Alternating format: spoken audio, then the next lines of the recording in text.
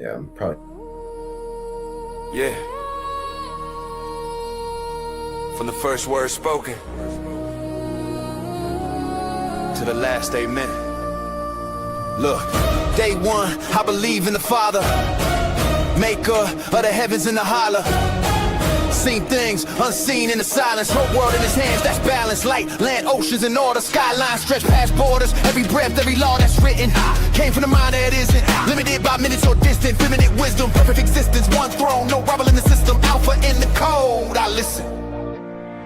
We believe, say it out loud. One God, one Son, one Spirit in the crowd. From the throne to the grave, then he rose in three. Whole church stand up, this is our creed. We believe, heart on sleeve. Every line in my soul, I ink that bleed. From the first I believe to the last, amen. That's the truth we stand on.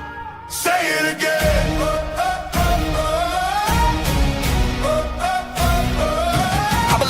Only one sin, true God, true flesh, that's intent. Born from a woman, promise in the womb, royal in a manger, glory in the gloom. Walk dust, felt hunger in the heat, love wore sandals in the street. Spoke life, storm, heard wind, froze, touch of his hand, blind eyes rose. For I say, took the blame, that's sentence.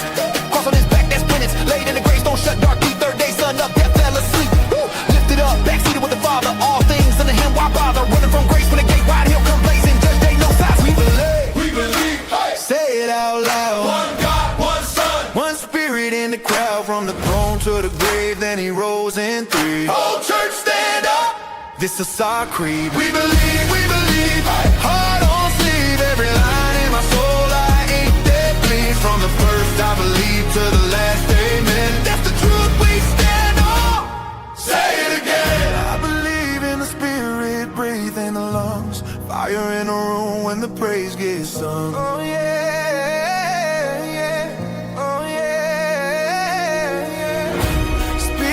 Prophets write songs, holy, holy sets us apart.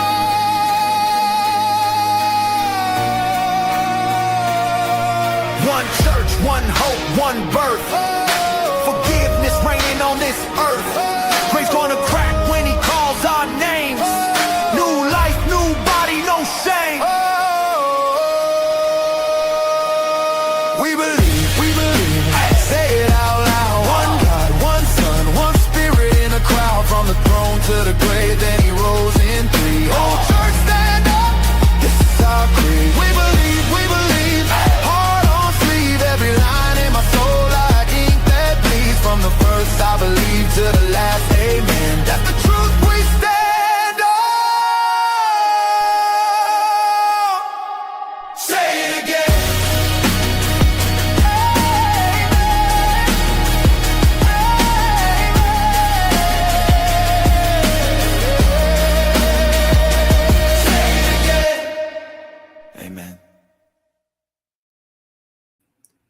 Welcome to the Called to Defend live stream, where despite my illness, I am somehow on less drugs than Joseph Smith. I am Caleb Elliott, and this is Josh Davis. Josh, how are you? I'm doing well. Better than your voice sounds. Yeah, man. It'll be mostly me today. Caleb is one, prepping for debate next week, and two, he's been feeling under the weather. So he might be involved, he might not. But be on the lookout for that debate. It's gonna be awesome. It's gonna be him versus Cygnus, I think is how you pronounce it. And it's gonna be on if whether or not the Trinity is a later addition to the text and to Christianity itself. And it's gonna be a good time. Speaking of good times, I just realized Caleb posted this on our channel. I just want to add this to the stage. Here we go. Unrelated to my illness. He puts went for a little walk. Unrelated. Yeah. So he put down, went out for a walk. For a little walk. It might have rained. If you want to be dripped out like me, check the link below. And this link, I should put in, I think it's in the one of the first links in our description. It's our link to our store. It might just be me, right here. You are lagging it's like still crazy. loading. We got a lot of stuff. I'm not wearing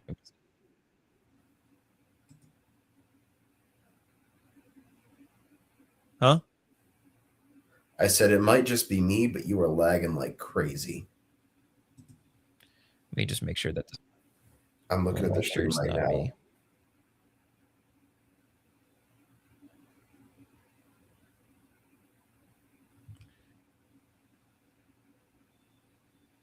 Internet slowing me down. Yeah, I was gonna say I look decent enough on the stream. All right. Well, let's see. I mean, you seem to be normal now, so. Well, it's running fine for me at the moment. All right. Well, let's see. Well, no, it's running fine for me right at the moment. We'll see what happens. Anyways, Caleb's wearing this shirt right here. Capture every thought. Oh, I was. That's my hoodie I wear all the time. Defend the faith. I also wear this hoodie a lot too. I think I had one of these. I don't know where it went. This is our newest one. I gotta order this bad boy. Actually, I did order. I ordered Caleb and I ordered him a black one with white text. So based on our little intro, we believe, and it has the classic Trinity logo on there, and so it's a good time. Mm-hmm. All right. So a couple other things. Go join the Discord. It's also in the link below. Share that as well.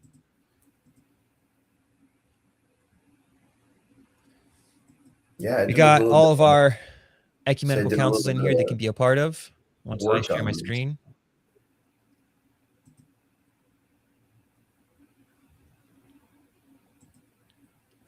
Losing Caleb. I can't tell if he's talking right now or not. So we got our general, which is our normal, just like chat and stuff. We got a section for prayer requests.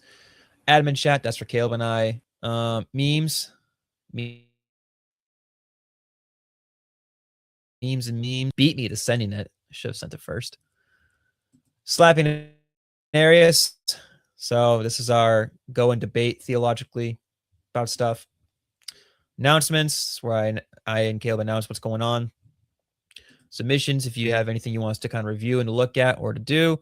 Philosophy and theology is more just to kind of get through some questions that you might be having or want to go back and forth with someone, not in debate, but just kind of in like understanding something that maybe you don't understand yourself.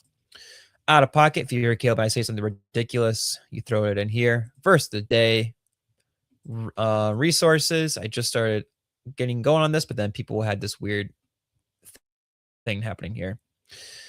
Sports section and then a politics section. So yeah, it's all good stuff. Oh, Caleb's gone entirely. He is back. Yeah, I'm back. I just lose you? I exited to see if I could come back in and be a little clear.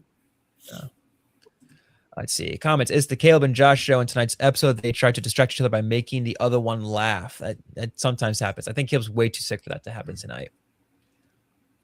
Get ready to hear my voice. Not a ton, but still a lot.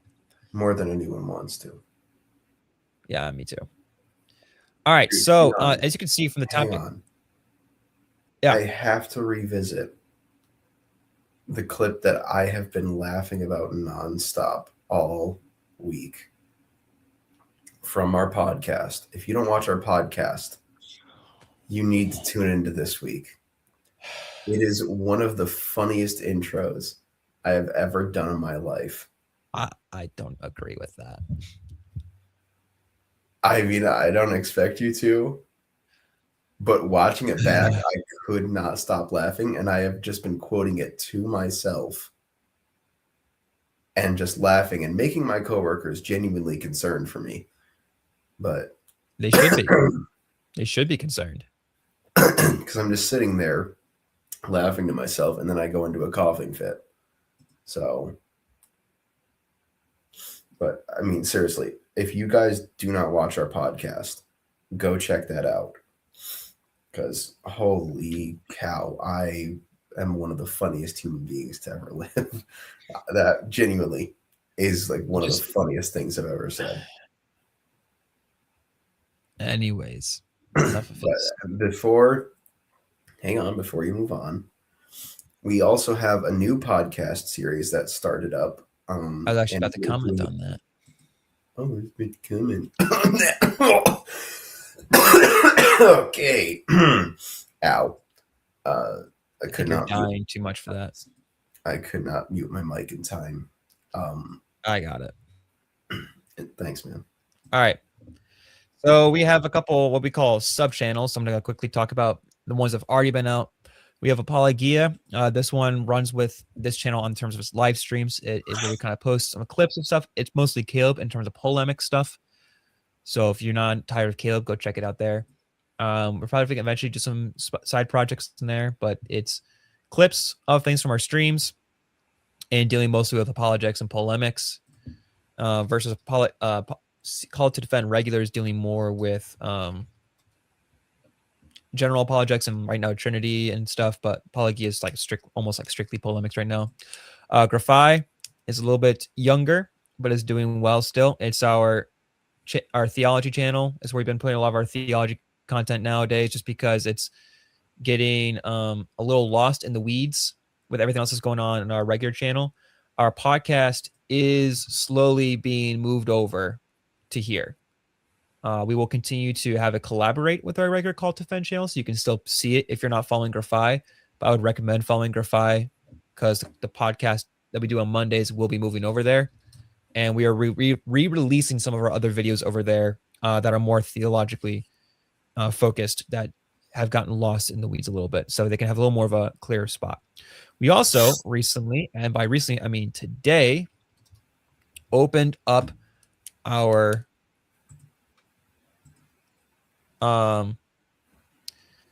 newest one that was just born today, and it's called To Defend Ecclesia, where it is pretty much dealing with church history, how the church should, what kind of thoughts we should be having as a church to kind of go through throughout historical issues and modern day issues, and just kind of reflecting on those things. One of the things we've started on there is a podcast that I'm temporarily calling the Work Through Podcast, because literally all Caleb and I are doing is we're working through a collection of ideas and topics that were things that we're just currently thinking about, like how does the church react to, how should the church be thinking about like an enemy dying, whether it be a national enemy, a church, the enemy, and then enemy of the church, et cetera, et cetera.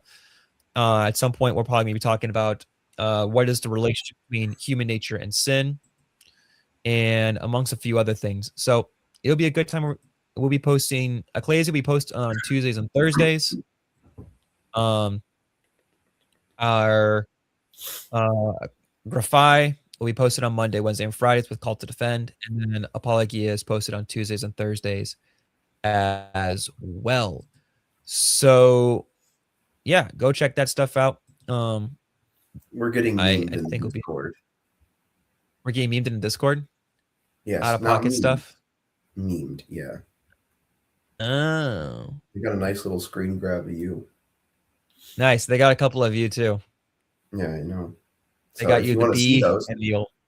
I'm gonna say, if you want to see those, you got to join our Discord. Yep.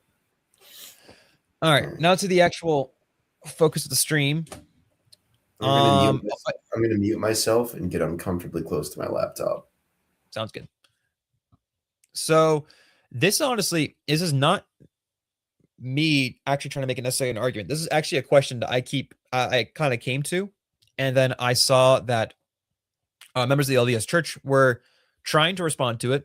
I would argue not great responses, but trying to argue against it. And then one that Inspiring Philosophy has thought about, and a few others have thought about. So I have several different links and things for us to kind of go through, different articles, different videos, just kind of look at one main video that I find interesting, but also kind of disappointed. I was hoping for a little bit more, and especially it's a 2-hour long stream. We're not gonna watch all 2 hours of it. But I was kind of disappointed within the 2 hours. It didn't really kind of get into the question I was hoping it would, but still it's interesting to kind of consider. And then I thought if there's time, we can kind of look at an argument that IP has made and just kind of think through it, because I had some similar conclusions, but I'm not asserting them officially. I'm just kind of like saying, Mormons, I'm kind of curious. How do you reconcile some of these things? What do you guys think about this kind of stuff? Do you accept that is the case and you just try to stay consistent in this, or do you actually have a response that could be considered a little bit more? one of my frustrations with the video that we're going to start with is it felt like a lot of times they were just kind of trying to flip the burden of proof or something like that of some nature. And I'm sure, yes, sure, you want to kind of argue whether or not the person who's arguing against it has a good, reasonable argument against yours, and that their position doesn't fall to what yours is to the critique of yours. But at the same time, you got to still address the critique. And there's times where I didn't feel like they really addressed the critique, and they kept trying to shift it back over. So the video we're going to start with, and we'll kind of look at some articles very briefly, just kind of get an idea of what's going on here. And the question really is, are LDS, are they technically basically atheists? And sure, they believe in spiritual beings. They believe that there's something that they call God, but what do they really mean by God?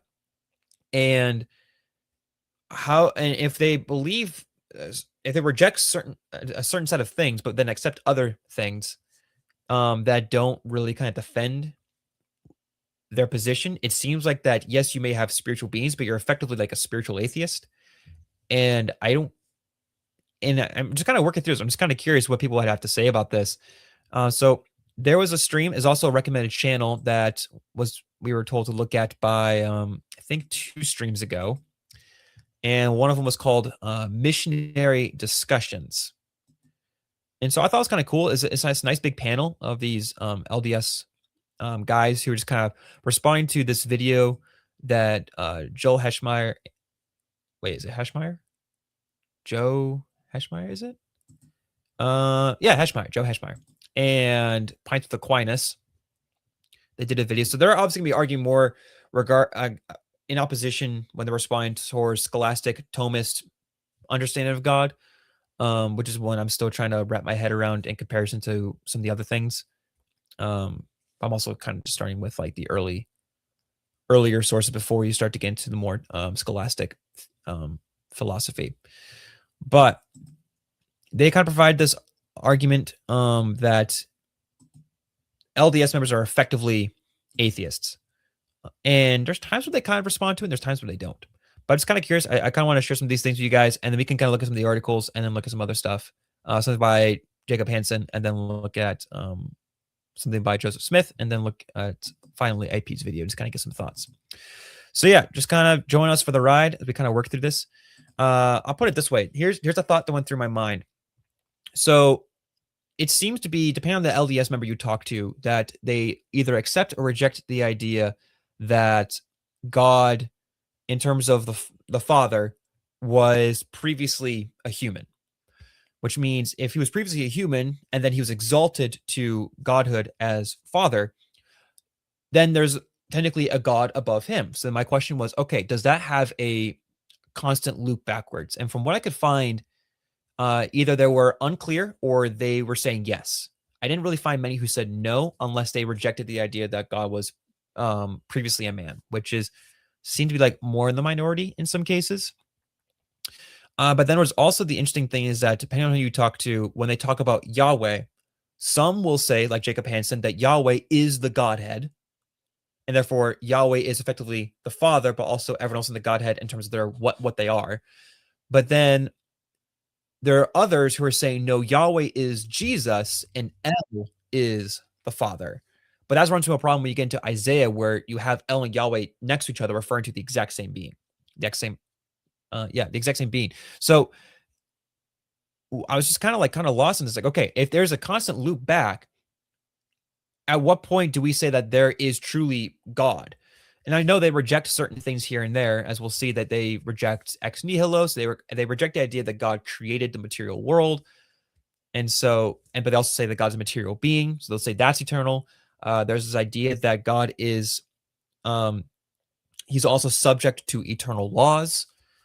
And that there's also their own text, which we'll look at later, that say that humans have existed in some sense always with God. Now, our material bodies, they'll say, were made by God, but our intelligences, like our spiritual nature and all those kinds of things, were before with God in the beginning. So the question is then, is there anything really dependent on God?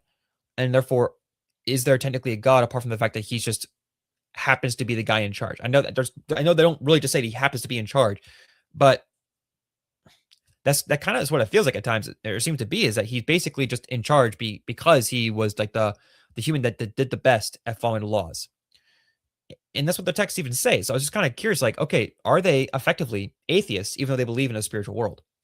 And so Heschmeyer is going to go with a certain set of arguments, and we're not looking really at Heschmeyer's arguments. We're going to be looking at the responses to some of these things and some of the pros and cons to what they're kind of arguing for regarding the Bible and then about God. And then we'll look at some of the other things that are going on here. And I think you can argue that they're basically atheists, and yes, they reject certain set of philosophies, but still, you kind of run to that issue. So let's kind of just pull up this video. We'll kind of get into it. Let's see here. There it is. And there we go. You should all be able to see that now. Awesome. Make sure there's no comments. Oh, sorry. I think they believe in the different levels of heaven, if my memory is correct. I haven't really gone into how heaven works in there. I've been kind of focusing on how do we understand the difference between us and them in terms of God, because we can talk about all the other things, but I think to me that the big one is going to be the question of God, because if they want to say that they're Christian, then we got to understand that what do Christians say about God and what do the L.D.S say about God? And if we're disagreeing on that, then what do we mean by Christian if they're saying that they are? Because Christians throughout history would disagree with them on what they very much define as God. Real quick, is this a panel of 5 people? Yeah.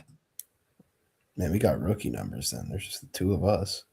I know, but one of them like dips out because he's in a car. I mean, I might be doing the same thing, my guy. I know. But all right, we won't watch all of this. Obviously, it's just 2 hours, and this is really kind of focused on Heschmeyer stuff. But I don't know. This is one of the channels that we were told to check out. Yeah, and so we're gonna do a little bit of that. I did that. That's earlier. That's a great freeze frame for Matt Frad. Honestly, it is a great one. Yeah, about that. That is a perfect freeze frame. That is a great one. They got to go into of Joel. I keep saying Joe later. It's pretty good too.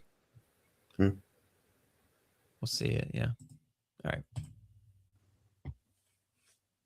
right. We'll start right here. How many gods would Jacob Hansen say there are? I don't mean gods that we're bound to worship. I mean just stupid. Jacob was asked almost a direct question, because the question he was asked was whether God the Father had a God that he worshipped. What did he say? We don't know. He said we don't know. Yeah, but I thought that was because it doesn't matter. Mormon teaching that he did. So it was. It was. There's maybe a little flex in the joints. Okay, I wasn't trying to be smart. I don't know. This is a great question. So there's 2 things. One, how many gods are there? 2, what do we mean by gods? And this is going to get to the heart of what we mean in saying philosophically Mormonism is a species of atheism. Okay. Because imagine someone who says, I don't believe there's a God who created everything, but I do believe there's a spiritual realm of ghosts and demons and angels. And if you want to call some of those angels and demons gods, go nuts. Yep, I get it. But they didn't create the universe. Right. That is very similar actually to where Mormon ends up. Right. So because philosophically, they don't believe in a creator of all creation. Yeah, exactly. They reject the idea of creation from nothing. They believe in creation from pre-existing matter. And if you ask where that pre-existing matter comes from, you get the same kind of shrug of the shoulders. Okay. I'm going to pause here for a minute. Yeah. Well, I have another clip right after this that goes leans more directly into modes of creation, Kratio ex nihilo, and so forth. And so I want to save that for the next clip. But just on this idea of how many gods there are, do we know? Like, this is one of the most ridiculous questions. It's a question. If you've served a mission, you've heard this question. I certainly did a number of times. The answer for anybody listening who is not a Latter-day Saint and happens upon this live stream is we don't know and we don't care. Okay. Pause. 1, you should care. And 2, that's not the question. The question was not how many gods there are, because here's the question. What do you mean by God? And the question that Joe's asking is, does the Father have one that is over him, of which your own sources say that he did, that he was exalted, which means that involves a person exalting him. So if there's a God above the Father, so that's the question. Like, so who is that God? Why don't we worship him? You could say, well, he was delegated this, we worship him. It's like, okay, I guess, but why? I'm just kind of curious. Like, that's not me like trying to say, hey, gotcha here. It's just like, why? I'm just kind of curious. And then if you have others who are saying that it consistently goes back, it's like, well, then what do you do with that? And so he just kind of threw the question, like, we don't care how many gods there are. It's like, that's not the question we're asking, because you believe humans could become gods through deification and all these other things like Jesus and like the Father and all these different cases. So we're not asking how many spiritual beings there are or how many humans have become like divine in that essence, or how many, like, if you mean by God just by spiritual beings. The question is, who is actually God in terms of like, who's the guy who's actually in charge? because if you have one who's exalted, who is called the Father, that means there's someone above him that put him there, which means he's not really the guy that's in charge, unless he was kind of given that like a king, where like, you know, like one king says that goes away and then another king comes in. But still, that kind of gets into like, what do you do with that? So what do you mean you don't care? We're not, it seems to be like, you're answering the wrong question. That's not the question that's being asked. The question is, does the Father have a God? And your own texts say they do. Sorry, it's a wild statement to say, yeah, my religion teaches that we have many gods. Oh, okay, how many? We don't know. We don't care. But, okay, so then you don't care about what your religion teaches. It's essentially what you told me. That I mean, honestly more than anything. Here's the thing. So I then went to like, okay, can I find Just cut me something? off, bro. Oh, I didn't know you were still talking. Mm-hmm. I think your video stopped for me at least. Go ahead, finish your point. Well, I just said Go ahead. not caring about what you believe is. Sorry, really quick. Did you give this a thumbs down? Yeah, I did. Wow. Sorry, I just noticed that. Not caring. I wasn't impressed with the arguments. When you have an answer like that to the wrong question, you automatically get a thumbs down from me. Wow. Okay, you have a higher criterion than I do. I just generally ignore the dislike button. I kind of forget it's there, truthfully. Nah. I think the only time I've disliked a video is I accidentally meant to hit the like button and click the wrong one. I don't think I've actually ever disliked a video before because I just don't care. But more to the point, speaking of not caring, if you don't care what your religion teaches, I think that more than anything puts you in the realm of atheism. Just, I don't really care what I believe. I'm not going to think that deeply about it, right? I'm not saying they're not thinking deeply at all, but if you're not thinking deeply enough to care about every single aspect of your religion, why should I listen to the ones that you do care about? Yeah. And just hand waving away the issue doesn't make it actually go away. Right. I mean, they have they do long responses and they're almost like all like that. Like here, so I went to look for an article because I was trying to figure out, okay, can we understand something about God himself? And so the closest I could find was this article about God the Father and then something about the Godhead. So we'll look at both briefly. So we got God the Father is a supreme being in whom we believe, whom we worship, and to whom we pray. He is the ultimate creator, ruler, preserver of all things. So the question then becomes, what do you mean by creator? So they would argue, so for instance, and there is truth to this. So they'll argue that bara refers to an organizing and putting together of things. It's like talking about the functional creation type of stuff. It's like, okay, but is the ultimate creator. So ultimate to me, I'm sure they have their own definition, but ultimate creator to me like sounds like he is the source of all things. But that's not what they mean. He is ruler and preserver of all things, which is weird because they're giving all this dependency language to him, like everything's dependent on him. Yet by their own logic, the world is not dependent on him other than the fact that he organized Earth a certain way. And by Earth, I mean this version of it, which is something else. This is weird. So later in the stream, I don't know if we'll get here because it's just like I said, it's a long stream that they do, but they're going on like, look, you got to remember the ancient Near Eastern context. You know, they don't think about things scientifically. And I'm just laughing, thinking you literally are arguing against progressive revelation right now, but you also affirm multiple planets having gods of their own, of which the Bible never talks about because that was nowhere near a thought on the ancient Near Eastern mind that there was such a thing as planets. So what's the standard here? But anyway, so he's perfect, has all power, and knows all things, which I think is wild because Jacob Hansen has even said that they don't believe in a maximally perfect being. So what do you mean by perfect now? So we just have all these words that are just being thrown around, I think, to make it look like you can agree with it. Maybe that's being a little uncharitable. They have all this language that's being thrown into it that they have theology that either has completely different definitions on or they completely reject. And then he has a body of flesh and bones as tangible as man's. So therefore he is flesh. Okay. So Father of our spirits, one of life's great questions is, who am I? A beloved primary question. Let's keep going. Scholars have long acknowledged that the view of God held by the earliest Christians changed dramatically over the course of centuries. That's not quite true. Yeah, I was gonna say I'd need a source for that. Yeah. Notice that you have sort. Oh, where'd it go? They have a source right here, but not for this. Yeah, and actually, can you scroll back down a little bit to where they just that statement? Early Christian views of God were more personal, more anthropomorphic, less abstract. Firstly, evidence. Secondly, I mean, we as Christians today state that God is so personal that he incarnates, aka anthropomorphizes,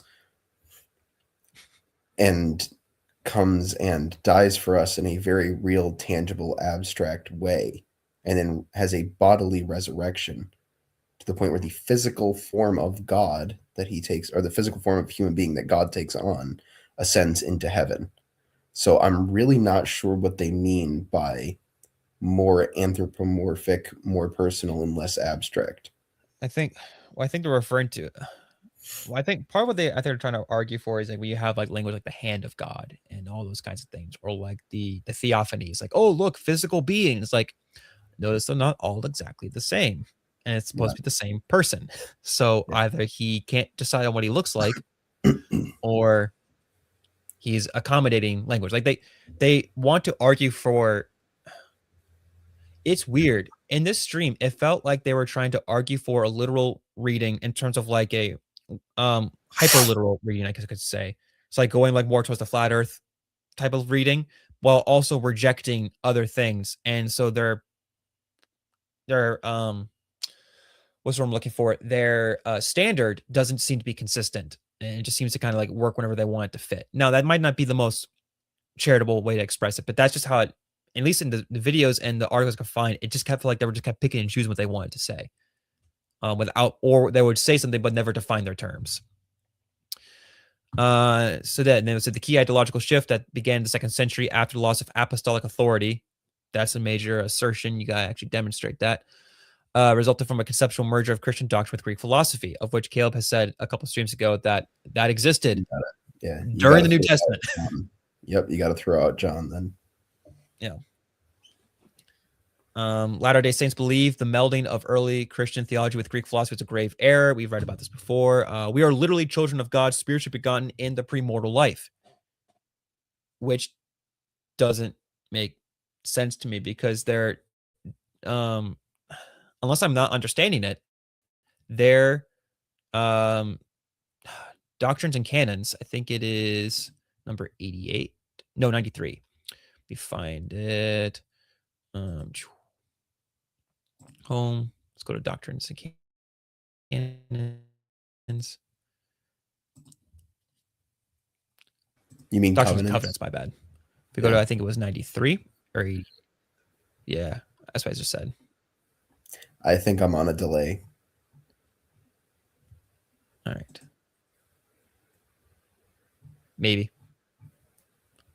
Definitely, because I said that, and then there was a solid like intelligence 40-second pause before you just answered that. So I probably am going to dip then. Because nice.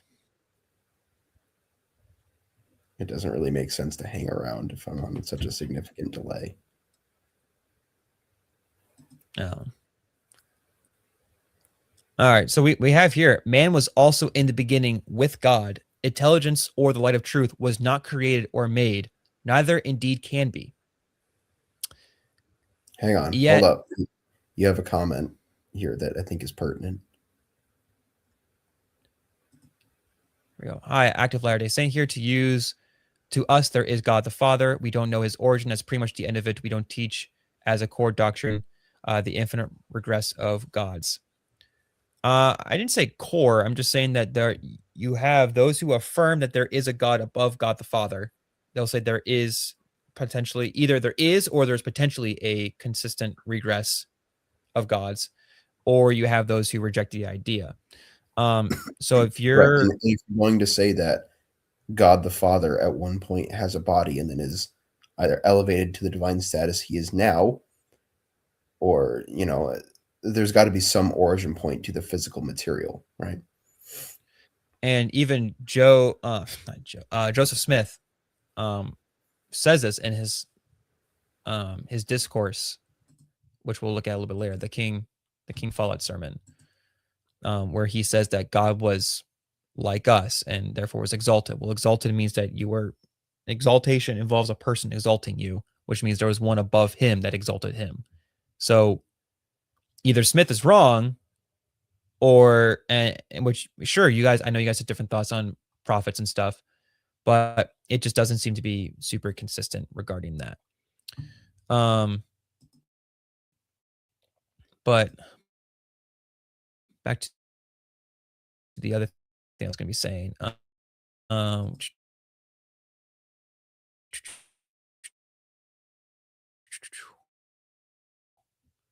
was I finding for? Here we go. Lovely. Things just kind of glitched there for a second. A, B, C, D, E, F, G. Here we go. God the Father. Here's where we were. So he isn't, but he is. We are literally children of God, spiritually begotten in the premortal life, and yet it says that we were there in the beginning with him, and that the intelligence could not be created. So this doesn't seem can be consistent, unless I'm misunderstanding something, and what I'm open to that, but it doesn't seem consistent in its language. As the children, and so it goes on, and it gets into hang on, like hang on. I was just finishing it. I was going to say we can. I can run comments if you'd like. Sure. Okay. Was L.D.S. in the 80s and 90s? We definitely taught God was once a man, and we progressed to become gods. It keeps changing. Thank you for the honesty about that. Or it just shows that there's difference in what's being taught. Sure, you can say that Christians have some differences to being taught, but like this seems to be a pretty pertinent thing because it's about the very being that you're worshiping and who God is. Whereas the Christians, we agreed that there is one God, that he is triune. And so this idea just seems to be, if there's not consistency on who God is and whether or not he has an origin or not, it seems to be like rather inconsistent in who it is that you're even worshiping. And if you do have an infinite regress, especially, then the question is, who is really God? Is there a God? And if there isn't, then he's just a highly exalted spiritual being. By what standard? By who? And what they'll say is the eternal laws. But the eternal laws, according to the Doctrine and Covenants, talk about how the eternal laws are pretty much pre-existent and exist eternally outside of God, and that even other Muslims, not Muslim, I'm used to debating Muslims, other Mormon sources such as BYU has an article where they even put out saying that he is not within that he is subject to those laws of some sort. Sorry, I need to close Discord. I'm getting notified and it's distracting me. All right, let's go back to the video though. I hope everything is coming through clearly. I know before we were having some bugs. Let me just quickly check on that. You can hear me check on it actually too. Yep, we're good. Seems to be, at least. All right, so let's go back to this video. So yeah, the whole like how many gods are there, and they say we don't care. It's like, first off, that wasn't the question. The question wasn't how many gods there are. The question was, does the Father have a God above him? And randoms 7113 just agreed that there was. I know Super 4 rank says to us there is God the Father. We don't know his origin. That's pretty much the end of it.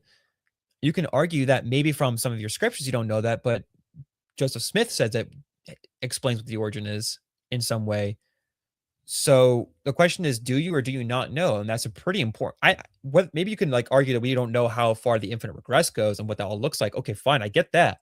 But the question of the Father, the one that we keep saying that we worship, that you guys worship, that seems to be an issue here, because now we're just not consistent in like whether or not he has an origin, if he isn't an origin. If he does have an origin, what is that origin?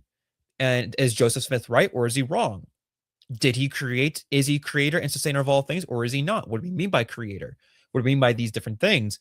There's not doesn't seem to be consistency in the language between different sources. But anyways, let's go back to the video. It bears no relevance to salvation, exaltation. It bears no relevance to Christ's atonement. I would read Isaiah 40 through 48. Place it in its appropriate context, and say, I'm going to preach to you the same thing all the prophets of Israel would say: stay faithful to the God of Israel. Stop looking for other gods. And anybody who proposes that question is effectively the same kind of a prophet that's being denounced in Deuteronomy 13. Somebody who's coming in the name of another. That is not really what the question is. Again, they're not answering the actual question, like, at all. I know, Caleb, you have thoughts. I know your voice is dying, so if you want to go to thoughts, you can. But just to throw it out there, this is still not addressing the question. The question is not how many other gods are there. The question is about the origin of the Father. Caleb, go ahead. Just so many thoughts. You go to Isaiah 40 through 48 to prove your point. That is like the elephant graveyard in the Lion King for Mormonism. Really?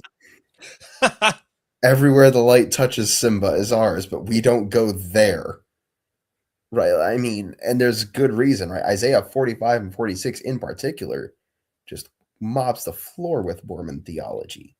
I mean, you could argue, sure, there are passages that talk about the comparability of God, but then you still also have passages where it said that he's the first and the last, there is no God before him, there'll be no God after him.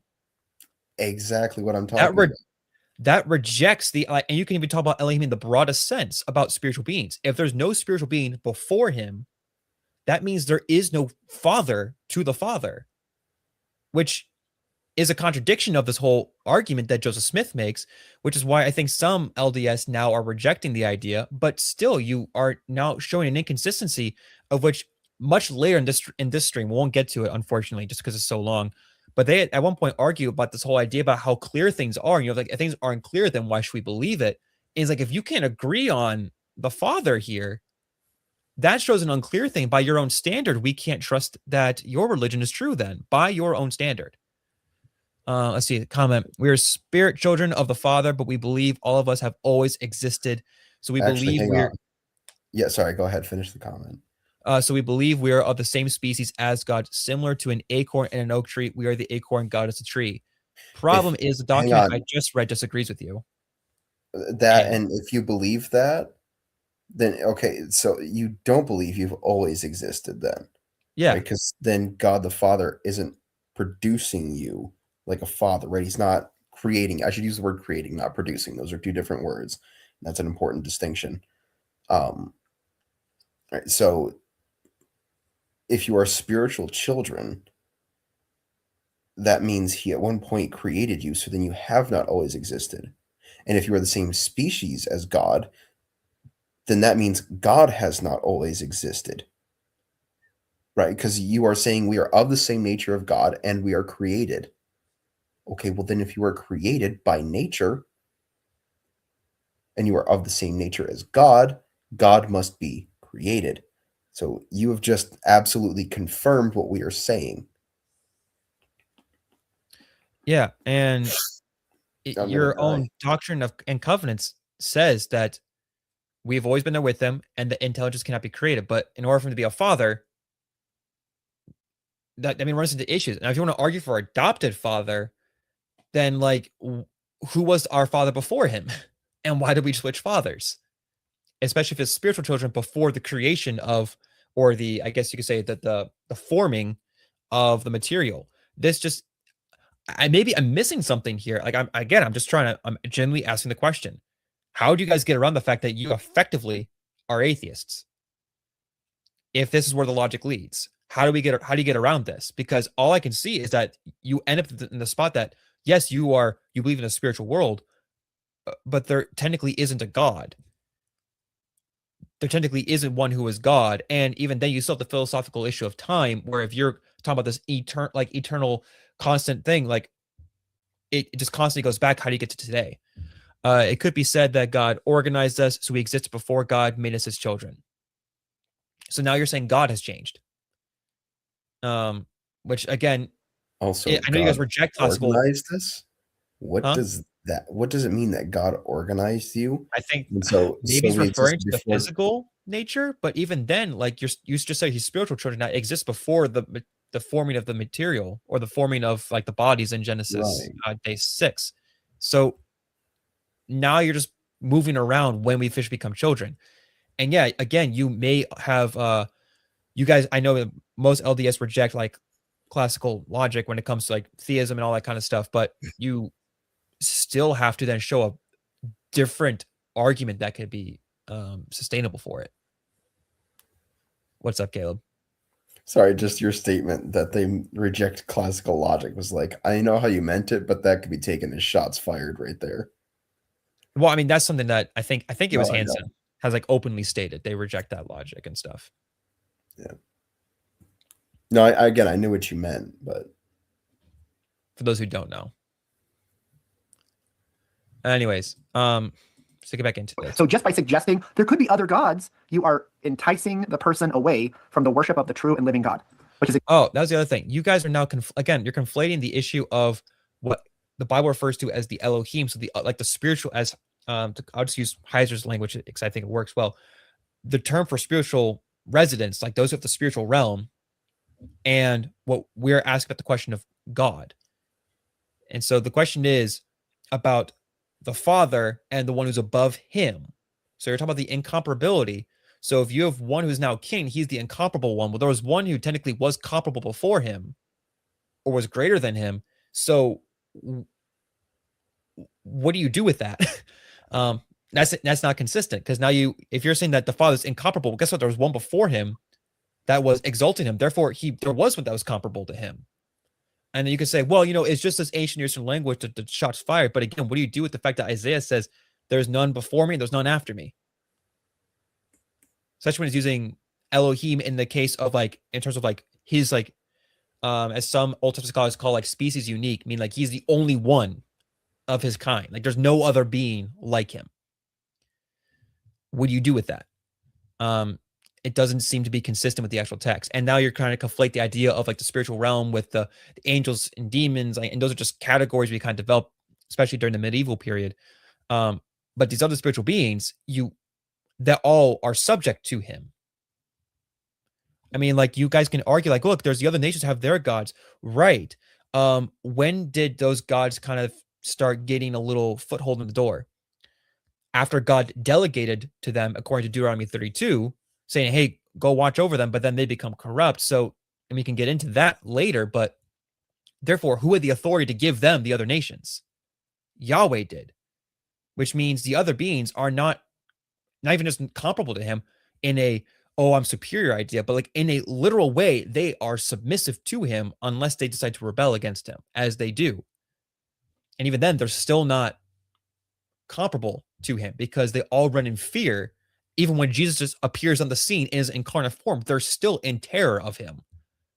So there's something ontologically different about him. exactly what Jesus. So what I say is, I don't know. I worship the God of Jesus.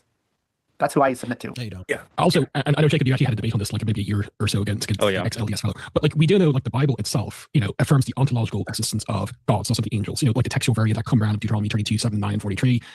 Psalm 82 only makes sense if the Elohim are actually members of a divine council or gods. They can't be human judges because they're meant to die Adam, as Adam. And yet they say they're human judges has been published for 90 years since Cyrus Gordon's article on Elohim in Faith's Testamentum, I believe. And there's a host of other things as well. A Roman Catholic scholar, Mark S. Smith, The Origins of Biblical Monotheism, has a very good overview. Our mutual friend Oster, Volume 3 of Exploring Mormon Talk, goes into very good detail about non-LDS scholarship on this point and the plurality of gods, if you will. Our answer is basically what Joseph Smith gave at the Sermon in the Grove, aka Discourse on the Plurality of Gods, where he basically quoted Paul, who affirmed the ontological existence of other lords and other gods, but said to us, there's one God, the Father, and one Lord Jesus Christ. He acknowledges there are other spiritual beings, but even then he crushes their being in comparison to him.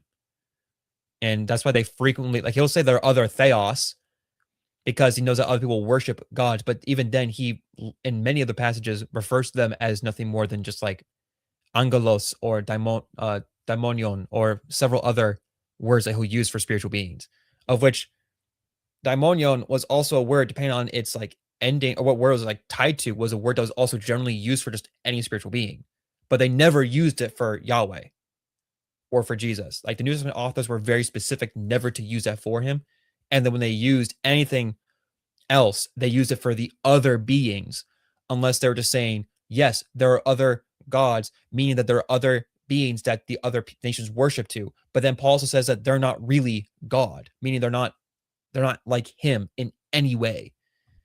So yeah, you can argue for incomparability here. I'm okay with that, but you still get into the issue that they're very clear in saying that it's not just that they're not just comparable with him. They're like outlining why he is incomparable, because he is species ontologically unique. There is no being in his category but him.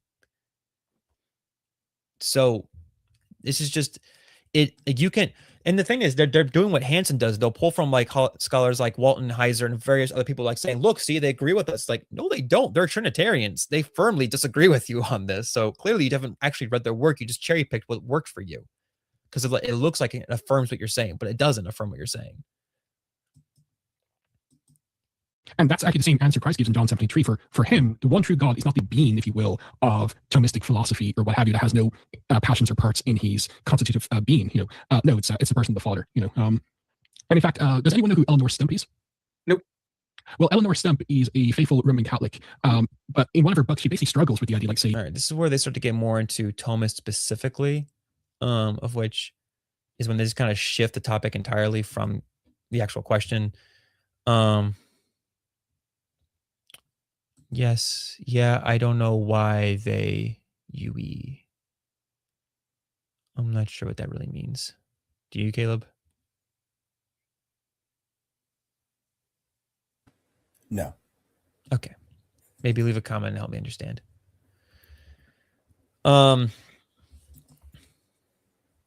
But so yeah, around this point, they kind of start going more after Thomistic specifically. So they're really just kind of dealing more with Catholic theology specifically, which we're not really going to be defending the Catholic or the Orthodox. Dude. I do that so often. Yeah, it happens. Let's see. I think it was Jesus Christ, whom he sent, is an excellent talk, and I hope everybody has read it. But when he says it, he quotes the first article. I just think that so in that context, President Nelson. I'm just still going about that. One and only. And also, well, Deuteronomy 6:49 was a text that affirms loyalty to Yahweh only. Nope, we already addressed that. They're going over to still. Cosmos, and particularly if God is material, how does that work? Is there, like, if we took a rocket ship far enough, could we find God's planet? It almost seems if we built a tower tall enough. That's right. Monism. That's right. I think that is actually. So I don't know if that I'll go back and play this again. In the cosmos, and particularly if God is material, how does that work? Is there, like, if we took a rocket ship far enough, could we find God's planet? It almost seems like if the Big Bang Theory is true, it might disprove. That's right. Monism. That's right. I think that is actually correct. That if creation has a beginning, if time has a beginning, then some of these claims don't seem to work. And if their theory about how the Big Bang happens, or any of this is just, well, it just happens on its own, then it becomes very clear that we're dealing with a species of atheism, a very colorful. Okay, I'm gonna pause it there. I wanted to. I'm not understanding that. What is he talking about? You understand what he's talking about? The argument is that if the world has a beginning, material is beginning, which is what the Big Bang argues for, then Mormonism is false because the material is not eternal. I don't know why they use other Christian scholars to support their claim. Oh, okay. Their claims because they are clearly they're clearly against LDS theology. Yeah. If you'll allow me to play Moroni advocate here. Go ahead. You can quote a scholar who may make a statement that agrees with you, even if the scholar more broadly disagrees with you. All right. So, like, I have quoted Bart Ehrman in the past to help me make an argument. I agree with Bart Ehrman on very few things. Pardon me. That's not to say that if he says something useful to me, I'm not going to use it. Right? I think it's important and helpful then to caveat saying this individual does not agree with me writ large, but in this instance, I think he said something correct. Right? A broken clock can be right twice a day. For those 2 times a day it's right, that means you can tell time by it. Yeah. So then the question comes down to what are they agreeing on, and does their disagreements fall under that same category? Of which case, when they're talking about God, and then like Heiser and Walton are talking about God, they may like agree, oh, look, there's other spiritual beings, but how they're defining what God is in terms of the Father, Son, and Spirit is different, and therefore that is going to drastically shape how you view what they're arguing for, and how they're defining terms, because you would run into some issues there. All right. Can somebody explain what the hell he just said? It's gibberish. So, okay. It's not gibberish. It's showing that if material world has a beginning, then a material has beginning, which is what the Big Bang argues for, then your whole position is false. That we on the Christian side, we, like, for instance, let's grant, because we've done it before, let's grant everything you're saying about, like, the Bible, at least in Genesis 1, talks about the eternal chaos, not eternal, the perpetual chaos, waters, and darkness that the Father's over. Careful with the heresy. I cleared up. So I said perpetual. I'm teasing you. Let's say that we grant that, which we have in the past. If we see other instances where God has been shown to do things, especially one where it's engaging in a mixture of theological explanation and polemical attacks against the other religions, which is what Genesis 1 through 11 does frequently. It does like a mixture of polemics and theological statements and a whole bunch of beautiful, awesome things. It's not merely just one thing or the other. And then we also have many of the passages where God has been revealing himself one way and then another way, and they're different, and the spiritual beings revealed one way, another way, in different ways. That's when we, especially in theology, refer to it as divine accommodation, that he's communicated them in a way they understand. And so you seem to be accepting accommodation for some things, but not for the other things, based on when you need it to, whereas we're trying to do it based on when the text calls for it, based on what we know of the world around us. So if we see that there is, for instance, in Isaiah, one vision, and Daniel, another vision, Ezekiel, another vision, we're gaining a divine accommodation based on the nature of the spiritual realm and the throne room and all these things. So that's going to be different. And so we're allowing it to be communicating that way. Whereas you're trying to say, well, it must be this way because those theophanies are literal, but then you also have, they're not consistent. So is it accommodation? Is it not accommodation? And so we would allow for Genesis 1 through 11 with some of the language used for accommodation, because it's engaging in the conversation with the other religions, saying this is how the world came to be and what all these things. And the Bible's like, yeah, your view on the fact that your God had to fight these monsters, that's stupid. That just means your God is weak. You saying that only the kings are image bearers. Guess what? Yahweh says that all creation are images. Therefore, they're all human beings are of equal value, versus you just saying it's just the kings. Oh, you're saying that the Nephilim are a good thing. We say it's a bad thing. We see this as a great, awful thing. And so that's part of what they're doing, but you don't want to be consistent with that. So back to the argument as Heschmeyer just makes, if we're saying the Big Bang is true, then you're a position which is there is no ex nihilo, there is no eternal material. Your entire argument crumbles, and therefore, yeah, Mormonism is false. I'm not sure why that's hard. Caleb, you're making a lot of faces like you had some thoughts cooking up in your head. I don't know if it's about your debate or if it's about this. Actually, it was my wife. Oh, is your wife? Yeah. Is she here? Or there? Oh. I'm not going to put her on stream or anything. I wasn't saying call her on the stream. I just didn't know if she was there with you. She's putting the little one to bed. So. Anyways. Robert, you might have to check me. In 1951, this is what I found. In 1951, the Pope, and I don't remember the name, he said that Catholics affirmed the Big Bang Theory because Pius XII. That would be Pius XII. Pius XII said it, yes. But then he walked it back like a year or two later after talking to the guy that came up with the theory, because the guy was like, whoa, you're taking it too far. But for a while there, the Catholic Church said, yeah, Big Bang Theory, truly, like, this is the true form of science, all that. And the way they formulated it, since my understanding is God being outside of time and space, what he did is he created the thing that became the explosive material of the Big Bang and caused it to do that. And that's how they're marrying it. And that's what I was reading this week, because this was weird, man. Yeah, if Joe E is trying to do what Copan and created. It's only weird if you believe that God must be a material being. It's only weird if you believe God must be a material being, because then you're saying that there was a material origin for the material. You're saying a material origin when the material exists before the origin. And they are now going to, again, go more after the Thomistic. And I'm just saying, I've watched through this, I think, like twice now. Prior to this, to make sure I understood things, they go through trying to debunk Catholicism all over again instead of actually defending the Mormonism issue here. So, and I'm seeing the time is already 9. So it's a long stream if you guys want to check it out. There's some interesting thoughts. Maybe I'm forgetting something. I put the link down below. I just want to kind of get through a couple other things real quick that I think are really important and helpful. So I mentioned this earlier, the King Follett sermon or discourse, depending on who you are talking to. This was, I believe, to be the last sermon of Joseph Smith. And so I found a link from Joseph Smith Foundation with the entire thing. And if you want to check it out, the link is also below. I think I've tied everything that we will discuss, have discussed, and might not get to down in the description below. So if you want to check those things out, go for it there. And while you're at it, hit the like button, hit the subscribe button, hit the leave a comment. Here's my little sticker for it. There's the shameless plug.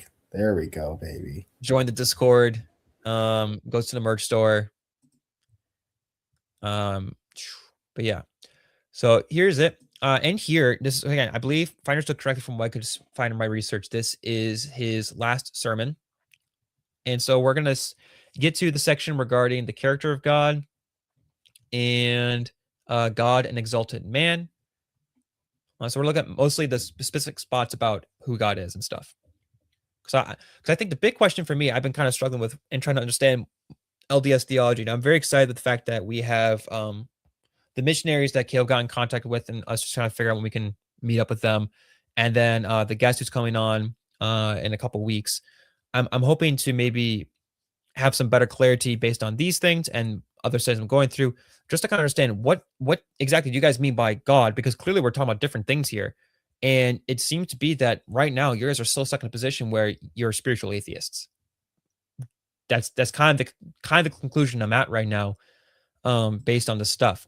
So in the first place, I wish to go back to the beginning, to the morn of creation. There is a starting point for us to look to in order to understand and be fully acquainted with the mind, purpose, and decrees of the great Elohim, who sits in yonder heavens as he did at the creation of the world. It is necessary for us to have an understanding of God himself in the beginning. If we start right, it is easy to go right all the time. But if we start wrong, we may go wrong, and it'll be a hard matter to get right. Yeah, no, duh. That's what happens to you. I'm just going to say it right now. There are but a very few beings in the world who understand rightly the character of God. The great majority of mankind do not comprehend anything, either that which is past or that which is to come, as it respects their relationship to God.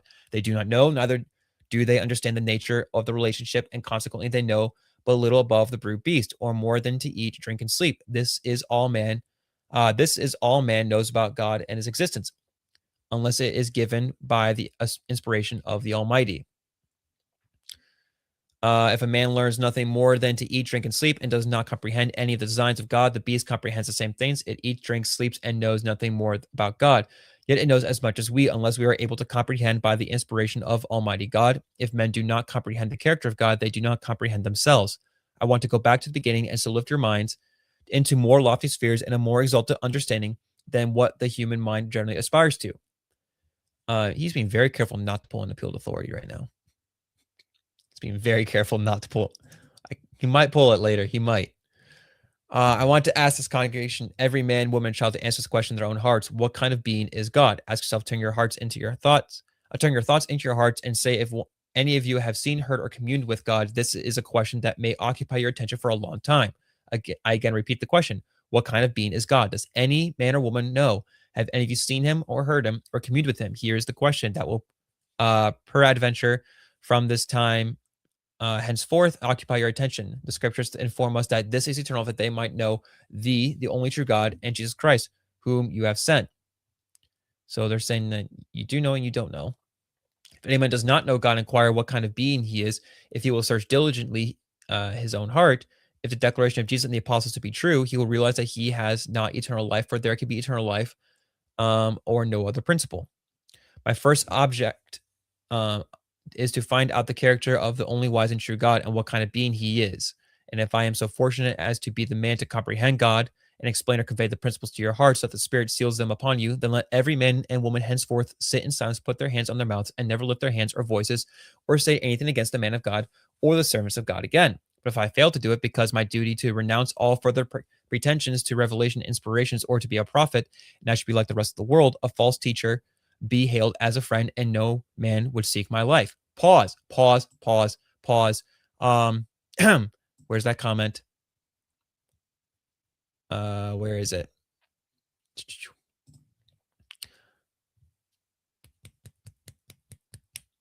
So if Smith boy is wrong here, then you just confirmed he's a false prophet. Smith boy. Smithy boy. Wow. Just saying that if he's wrong about this, that means, as he just said, I should be like the rest of the world, a false teacher, be hailed as a friend, and no man seek my life. But if all religious teachers were honest enough to renounce their pretensions to godliness when their ignorance of the knowledge of God is made manifest, they will all be as badly off as I am. At any rate, you might just as well take the lives of other false teachers, that of mine. So he's just said, if I'm wrong about this, I'm a false teacher. Just want to put that out there. So the question of God's being determines if he's a false prophet. The Mormon dilemma. The Mormon dilemma. That's funny. Actually, I never thought about it that way. That's why I'm here. There you go. So if any man is authorized or take away my life because he thinks and says I am a false teacher, then upon the same principle, we should be justified in taking away the life of every false teacher. And where would be the end of blood, and who would not be the sufferer? So he's kind of like, please don't kill me if I'm wrong. All right. Here we go. I will prove the whole world is wrong by showing what God is. Bold claim. I'm going to inquire after God, for I want you all to know him and to be familiar with him. And if I bring you to a knowledge of him, all persecutions against me ought to cease. You will then know that I am a servant, for I speak as one having authority. Now we're getting the appeal to authority. Now we're getting it. Great. All right. So I'll go back to the beginning before the world was, and to show what kind of being God is. What sort of being was God in the beginning? Open your ears and hear, all ye ends of the earth, for I'm going to prove it to you by the Bible. Bet. And tell you the designs of God in relation to the human race and why he interferes with affairs of man. God himself was once as we are now, and is exalted man and sits enthroned in yonder heavens. Where's the comment? We don't know his origins. So therefore, I'm not trying to pick on you, Super 4 rank, but per your own comment, you're saying that Smith is a false prophet and teacher. Because you're saying we don't know his origins, and yet it says that he's making an argument about him right here. Mormon dilemma. So either Joseph Smith is right or he's wrong. God, we can start with this part. And there's probably multiple points to get to. But if God is a man before, then that means there was a God above him, which means that he is comparable to another being, which therefore means that his incomparable statements are false, and therefore it's just him showboating without any real credibility. And he has an origin, which means there's a God above him, and then the question becomes, are there gods above that God? And how far back does that go? Like, is there a stopping point? And if there is, why is that not the God we worship? Or why did he give up his throne to beings that were technically created and lesser than him? Anyways, so that is the great secret. If the veil were rent today, and the great God who holds this world in its orbit and who upholds all worlds and all things by his power was to make himself visible, I say if you were to see him today, you would see him like a man, in form like yourselves, in all the person, image, and very form as a man. For Adam was created in the very fashion, image, and likeness of God, and received instruction from, and walked, talked, and conversed with him, as one man walks, talks, and communes with one another. So clearly, Joseph Smith, who has the wonderful Urim and Thummim, who, translated this wonderful text, does not understand what the Hebrew says at all, and how images and idols worked in the ancient Near East. So if you want to know more about that, go to our Image of God series that we did. I just want to kind of keep things focused and brief, but in short, image, it's Selim, which refers to like idols. And in ancient Near Eastern, the idea wasn't that you made an exact replica of the being, but you made something that was a representation of the being for the being to fill and to dwell among the people in. So in this case, God has made his statues, which is human beings, and therefore we're connected to him in this relational aspect and by status. And then you also have Genesis 5, which is linking it to a familial status with Adam and his children be called like the image and likeness of him. Now, you could still say, oh, look, here's the idea that we look like him.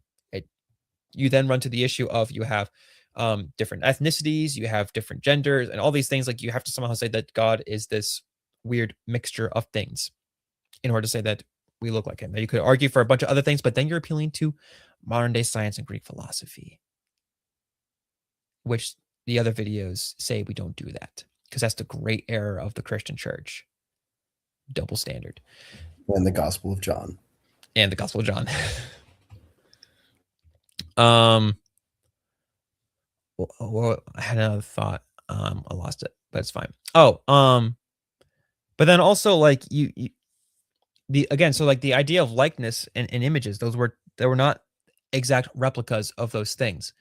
And if we're talking about the looking like, then you have to figure out, why did the other ancient Near East tie to the value and authority of people to image, especially when they were all the same people group and looked alike. Whoever looks the most like God in that card makes them like their gods. It's not consistent with the ancient Near East, which is funny, since the ancient Near East, since the modern LDS people are so fascinated with the ancient Near East, and they're talking about how wonderful knowledge that Joseph Smith has. But if he's wrong about these things, if he's preaching about is wrong, he's a false teacher. That was his standard he just gave. So if they're rejecting that too, LDS reject this teaching. Therefore, Joseph Smith is a false teacher. Why should we trust anything else that he has to say? You would see him like a man in form, like yourselves in all person image, in the very form as a man. For Adam was created in the very fashion, image and likeness of God, and received instruction from, and walk, talk, and converse with him, as one man talks and communes with one another. In order to understand the subject of the dead, for consolation of those who mourn for the loss of their friends, it is necessary we should understand the character and being of God, and how he came to be. How he came to be. So Smith is arguing for the importance. It is necessary to understand how he came to be. Which, in that video, they said we don't care. And in the comments we got, and I don't care. Your own prophet says you have to care. It is necessary to care. For I am going to tell you how God came to be God. We have imagined, supposed that God was God from all eternity. I will refute that idea and take away the veil so that you may see. So God has not always been God. Dude is basically like Eunomian and Arian on steroids. Like, truly on steroids. These ideas are incomprehensible to some, but they are simple.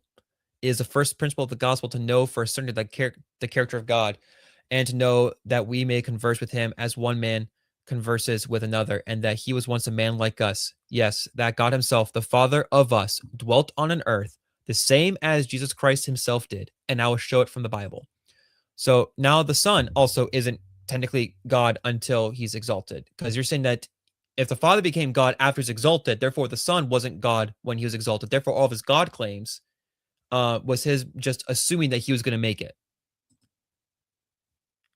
Which means when the New Testament authors are saying, look, here's Yahweh, here's God, and you're also saying that it's the Godhead, but you're saying that he's doing these same things as the Father did, but that the Father was a man before he's exalted as God, you have a contradiction now. Guess what? Caleb, your Mormon dilemma now is just cooking up in my head. This entire sermon is an entire Mormon dilemma. Oh yeah, no, you're absolutely welcome for that. Have fun. Like, I read through this, but now that you put that in my head, I'm like, crap, this is a Mormon dilemma. Like, this is full blown a Mormon dilemma. It's funny, because people compare Islam and Mormonism, which we should do. We should have done that at the end of the Muslim month leading into the Mormon month. Lutheran Satire has a video called The Latter-day Regifting, which is all about how there are a ton of similarities between Islam and Mormonism. So yeah, we should have watched that in the joint, but we can still watch it sometime. But I could do it Thursday. We don't have to do Dale Tuggy. I would so much prefer that to whatever crap Dale Tuggy's going to spew.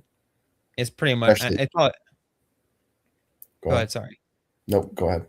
I was going to say, like, it's stuff that we've kind of argued against before. There's some other arguments we haven't addressed before, totally, but it's the same idea, basically. Yeah. Well, especially I don't want to say anything so close to the debate. Sure. That could probably be part of, like, the reflections afterwards if we need to. I can review some of his chapter stuff. All right. This is a long sermon. We're not going to be able to get through all of it. So I just kind of want to point out that, okay, you can go through the rest of this. Let's go with this. Because I kind of want to look at IP's video on this too, as well as one other quick thing. Actually, no, we'll do that while we're watching the video because I can pull it up for examples. So yeah, we have God exalted man. So how about this? We'll just read this next section here. Maybe this one after it. Oh, that's long. Forgot how long that is. You can go check this stuff out. The more I think about it, this is full blown a Mormon dilemma because it outright contradicts the text. His sermon did cause controversy within its members. Even breakaway Mormon churches rejected it, which means by his own standard, they're saying that he's a false teacher. Which at that point, why are you still Mormon? Why don't you just be a Christian? Like, why would you still be a breakaway Mormon church? Why wouldn't you just become a Christian at that point? Because, blurry, man. Blurry, yeah, my camera just got out of focus. Does whatever a blur can. All right. That's okay. There wasn't much to look at anyways. Give me 1 second. That honestly made it worse. Yeah, give me 1 second.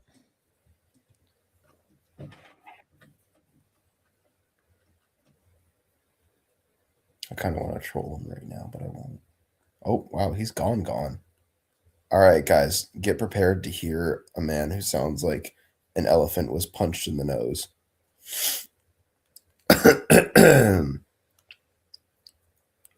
Yeah, no, but so I'm kind of trying to formulate right now, right? Because the Islamic dilemma is if the Quran, or if the Bible is true, then the Quran is false. But if the Bible is false, then the Quran is true, right? On the grounds of Surah Ma'idah, to just rip off the easiest one, in my opinion. I'm trying to formulate the exact kind of like quick synopsis for the Mormon dilemma now, right? So if Joseph Smith is a true prophet, then Mormonism is false. And then if Joseph Smith is not a true prophet, obviously Mormonism is false. I think that's how I'd phrase it, right? And I'd kind of break it down like this, right? So Joseph Smith true, Mormonism false. Joseph Smith wrong, Mormonism false. Oh, he's in a dark room now. There we go. There we go. I was trying to come up with a snappy phrase for the Mormon dilemma, right? Because for Islam, you have, if the Bible is true, the Quran is false. If the Bible is false, the Quran is false. I was trying to come up with something like that. The best I could come up with was, if Joseph Smith is a true prophet, then Mormonism is false. And if Joseph Smith is a false prophet, then Mormonism is false. It kind of works. It kind of works, but it's not a one-to-one. It's not as snappy. So I'll workshop it. Yeah. All right. So let's see here. Yeah, Jesus Christ section.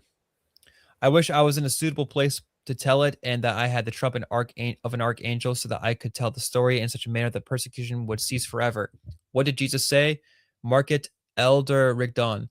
The scriptures inform us that Jesus said, as the Father hath power in himself, even so hath the Son power to do what? Why, what the Father did. The answer is obvious. In a manner to lay down his body and take it up again. Jesus, what are you going to do? To lay my life down as my Father did. What? What? Do we have Patripassianism in my Mormonism? No. It's not mine, though. I don't want it. No, someone else I don't can have either. Do you believe it? Hold on. Yeah, take it up again. Do you believe it? If you do not believe it, you do not believe the Bible. Where's it saying in the Bible that the Father laid his life down? Where? Oh, no. Where? Patripassianism intensifies. Where? The scriptures say it, and I defy all the learning, wisdom, and all the combined powers of earth and held together to refute it. Here then is eternal life, to know the only wise and true God, and you have got to learn how to be gods yourself, and to be kings and priests to God, the same as all gods have done before you. All gods. We don't care how many there are. We don't care that there are many. Yeah. Your prophet says you should. And it's interesting right there. He says, here it is then, eternal life, is eternal life, to know the only wise and true God. Okay, agree. And you have got to learn how to be gods yourselves. Hold up. Where does it say that? Where? Exactly. Right, because and you can say, well, you found it in the Book of Mormon. That's not what he says. He says, if you do not believe it, you do not believe the Bible. Then goes on to say that exact statement. Right? The scriptures say it, and I defy all the learning and wisdom and all the combined powers of the earth and hell together to refute it. Here then is different, right? So he says all the scriptures say it. He's not talking about the Mormon scriptures, because the previous statement was, if you do not believe it, you don't believe the Bible. Not the Bible and the revelation of God to Joseph Smith. Not the Bible and the Book of Mormon. Not the Bible and, Doctrine and Covenants or the Pearl of Great Price. He sets it at, you do not believe the Bible, period. End of sentence. Next sentence, the scriptures say it. Okay, so he's talking about the Bible as the scriptures. And then he goes on to say that statement, meaning he is making the argument that the Bible actually says these things. Where? It's like here's the thing. So people will say, we'll try to like argue from like all these things, like different kinds of miracles or visions or things that he's seen. All these, the other spiritual beings have the ability to do those same things. They can appear. They can do really fancy things. They have knowledge that we don't have. They know how to fool people. And you have a prophet who, again, stated that if what I'm saying is false, I am a false teacher. I am going to say that's a particularly poor example you chose of knowing how to fool people, because we're literally talking about a false prophet, but that's neither here nor there. He said spiritual beings know things that we don't. They know how to fool people. I mean, it's true. Say, not the best. I get what you mean, but not the best example you could have chosen. My point being is just simply that spiritual beings have been around for a long time, so they know like what will click for us and what will not click for us. So when we consider like what is being argued for, we have to be understanding of what is it being presented, and is it consistent with the revelation God has given. If it's not, then clearly it's not from him. So yeah, I understand if I don't caveat that, it's not the best. Yeah. But maybe there was some authority to be had having your own church. Smith certainly profited from it. Build a bank mayor, running for president, etc. Yeah, we went through Joseph Smith's net worth on our last live stream about Mormonism. Yeah. Dude was freaking rolling in it. He was McCookin. He was McCookin. All right, we'll finish this section. We'll go to IP's video, and I can bring the last few sources for that. The scripture says it, and I defy all learning and all the learning and wisdom and all the combined powers of earth and held together to refute it. Here then is eternal life, to know the only wise and true God, and you've got to learn how to be gods yourselves and to be kings and priests to God, the same as all gods have done for you, namely by going from one small degree to another, and from a small capacity to a great one, from grace to grace, from exaltation to exaltation, until you attain to the resurrection of the dead and are able to dwell in everlasting burnings and to sit in glory, as do those who sit enthroned in everlasting power. And I want you to know that God in the last days, while certain individuals are proclaiming his name, is not trifling with you or me. Again, I have the rest of this. It's in the description below. You can go ahead and check it out. Some interesting things in here just to kind of go through. It's so if we're talking about the question being, are Mormons effectively atheists? So let's just consider this. They reject the idea that there is technically a beginning. So therefore creation is not dependent on God in terms of like the material world. So you can still argue that, okay, maybe he's the one who fashioned things. Okay, sure. We also have the Doctrine of the Covenant saying that we are there with him in the beginning as spirits, and therefore in some way his children, but parentage involves either us being adopted by another, which means we had someone who authored us, or that he authored us. But if we're there with him in the beginning, that means he's not the cause of us. Therefore, we are also eternal. And then you also have the issue of the eternal law, which I mentioned, and IP kind of goes into that a little bit. Another thing I just kind of thought about in the other videos, it was much later. We didn't quite get to it, but I'll address this quickly. They were at one point they were kind of arguing over the issue or discussing the issue of spiritual beings, and and trying to say that, well, look, because they're immortal, therefore they must be eternal. It's like, that's not quite true, because you can be authored by someone and then granted the ability to be immortal or to be living everlasting. But then also that being has the ability to take that away from you. It's like when they're trying to argue against Colossians, like, oh, look, it doesn't affirm ex nihilo. It's like, okay, if it says that God is the creator of all the things that are seen and unseen, which means the physical realm and the heavenly realm, that means the spiritual creatures and things in there are therefore creatures of God that he's created, and that the material things are created by God. That is what that means. If you want to say it's not ex nihilo, okay, we can argue about that, but it still says they're all their origin is found in him. So what do you mean that we are spiritual children who are there with him beginning, that are intelligent, that are not created, and yet are? And then they were trying to argue against the whole idea of like ex nihilo, saying, well, look, you can't have matter and energy be created. It's like, no, the law says the law says you can't create or destroy it, but that's because we're bound to. If you have a being that exists outside of that, then yes, he can. And so that's like the whole point where they're saying, like, we don't understand how this works. Is like, because you're only working the framework that God must be a material created being, or like a material being of some sort. Therefore, no, yeah, you're not gonna be able to get there because you're boxed into that position. Whereas we, and literally everyone else in like theism, says that God is outside that. Therefore, he is the author of all those things. So we actually have less issues with that than you do, because we have all this evidence pointing to the beginning of these things. You have to say that they were all wrong, which is fine, but now you have to demonstrate how they're wrong and why they are wrong. Versus, which in your case, at least all the arguments I keep finding are just circular over and over again. So if nothing's dependent on God, then why is he God? And in the texts, they'll say it's because the Father was elevated because he followed all the eternal laws very well.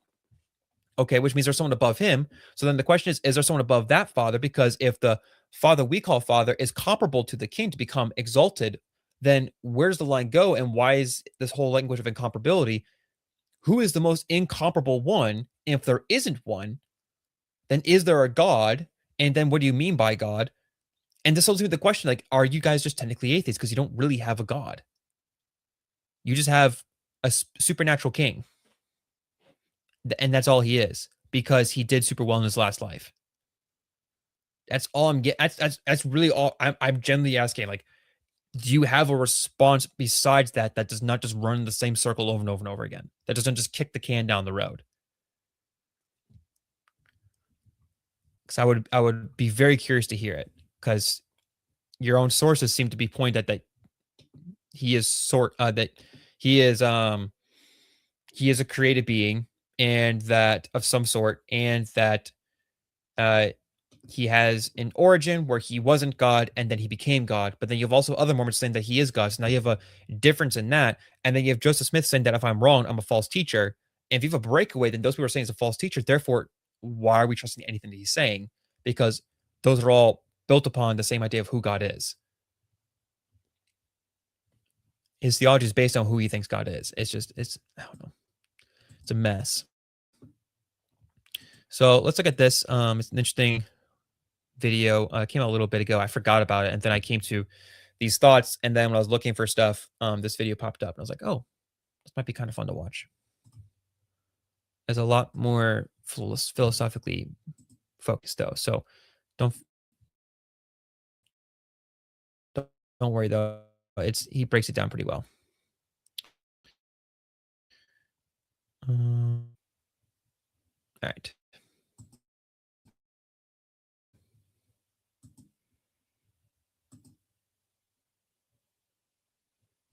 Add to stage. Or not. There we go. Maybe.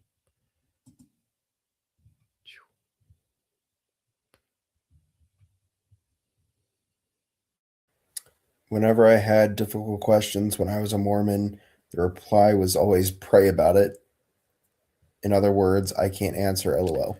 Yes, and I appreciate your misspelling pray there because it was, whenever I had a difficult question when I really was the Mormon reply was always pray about it.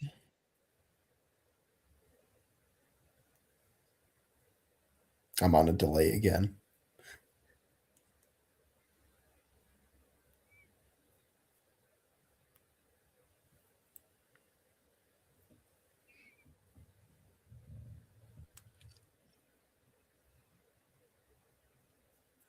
No worries.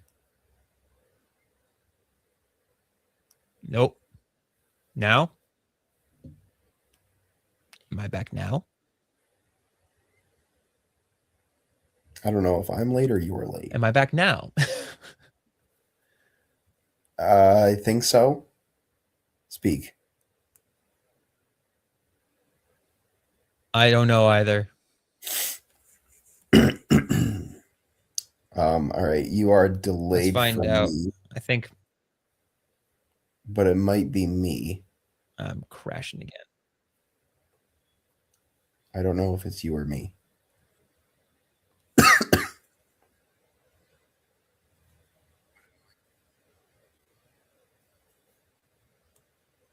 I think it's me. Gay. I think hooligans are doing something. All right, are we back to normal now? No, you are frozen on my screen. Hope so. Oh. I have Dumb. Did the video play? Okay, I think we're back now. You look okay, normal. good. Yeah, okay. Yep. All right. I have tried to find a way out of this belief for a very long time. I'm talking months. I'm just going to say it. I think Mormons are atheists. I don't mean it in a super polemical or rhetorical way. I actually believe this. If alarm bells are already going off, or if you're a Mormon and you're like, Than, how could you possibly say this? Just stick with me because I think it'll make sense as we progressively move on. Maybe Than it's is one of helpful the if we few start here. people that looks Here's good what with just a most people mustache. think. Christian. Yeah, he does. Like it suits him. Yeah, it and of does. course, real men have facial hair, so it's good that he grew that. Okay. Christians and Mormons both believe in God. Maybe Christians believe in one God, while Mormons believe in many gods. And that difference I don't know if the video is super choppy for you. It is for us. Monotheism versus a very important. What's that? What'd you say? I said I don't know if the video is like super choppy for you. It is for us. No, it's not for me. Oh yeah, he robots every once in a while, but then he also is like frame by frame.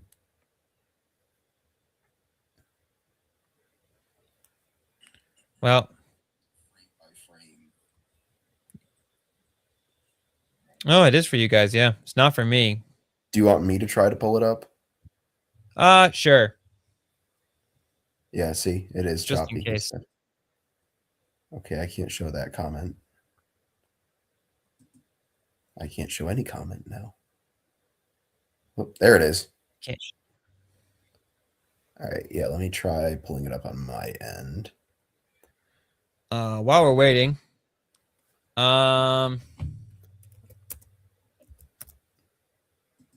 us know your thoughts. Go like, subscribe, bell, comment, join the Discord, go to the merch store if you have time. If you're in the Discord and you're not, what the heck are you doing up in the live stream right now? You have one, and that is to flood the comments. Right now you're flooding the Discord. Right, oh geez, the out of pocket stuff. Yeah, no, it's rough, bro. We're getting lit up. Rough for you right now. Oh, is it? I'm not looking at it. They're focused on your pictures at the moment, I think. Uh-oh. Yeah, they're talking about make this your profile picture. He said, nah, mine is cuter. And then one goes, that I mean one. facts, but we didn't say anything about cute. And then And yeah, now they have one. mustache power activate. Wait, there's one meme that they put in there, I think probably based off of what we talked about in the stream, where it says mustache power activate. Yes. I It's wish awesome. I had a mustache on fans level. Go join this. Go join the Discord, y'all. All right, let's get this video rolling.